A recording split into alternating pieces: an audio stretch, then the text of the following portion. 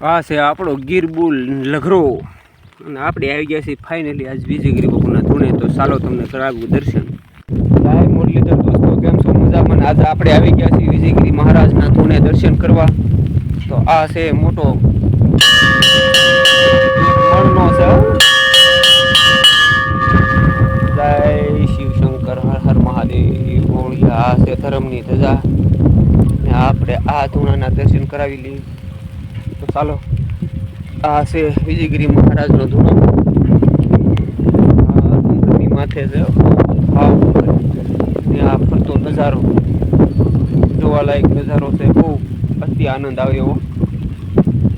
ચારે બાજુ ડુંગર ડુંગર અને આગળ બતાય છે એ શેત્રુજી નદી છે, જે તમને બતાવી. હા, એ શેત્રુજી નદી છે.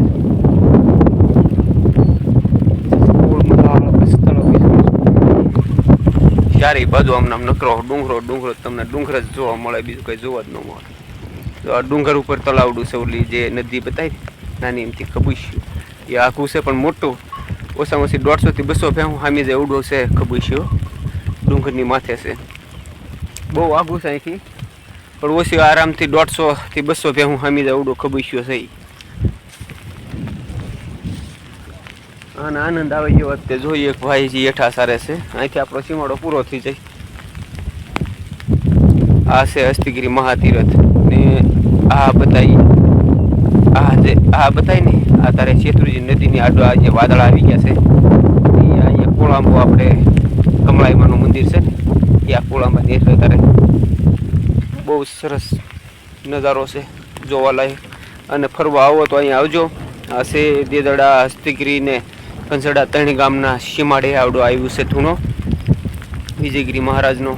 તો આવો ફરવા, તો આપને મળવા ભૂલતા નહીં.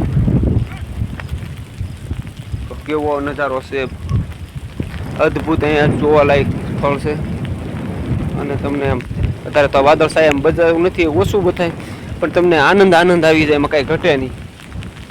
બહુ અતિ આનંદ આવી જાય એવું છે. એવો લાગ્યો આપણો બ્લોગ ખાસ વિડીયોમાં કામ કરવાનું ભૂલતા નહીં. તો જય મુરલીધર મહારાજ, જય મહાદેવ, મોળિયા હાથ. આ છે અમારા ગોવાળો, અદ્ભુત ગાયોને ભેંસોને અદ્ભુત મોજમાં સરે છે.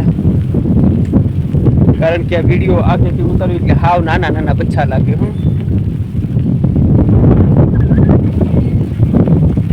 જય મુરલીધર કોમેન્ટમાં લખવાનું ભૂલતા નહીં.